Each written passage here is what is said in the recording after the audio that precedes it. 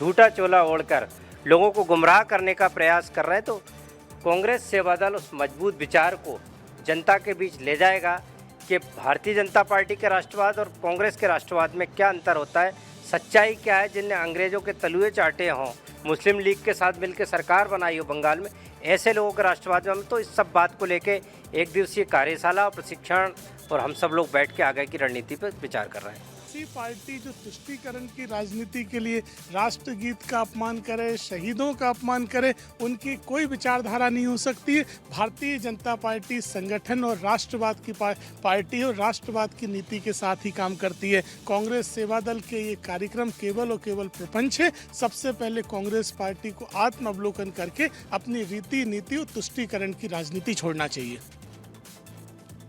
यानी मध्य प्रदेश में आने वाले चुनावों से पहले अब लड़ाई सिर्फ बूथ की नहीं बल्कि विचारधारा की भी होती दिखाई दे रही है, जहां कांग्रेस सेवा दल ने आरएसएस के प्रचारकों के मुकाबले अपने विचारक तैयार करने का ऐलान कर दिया है।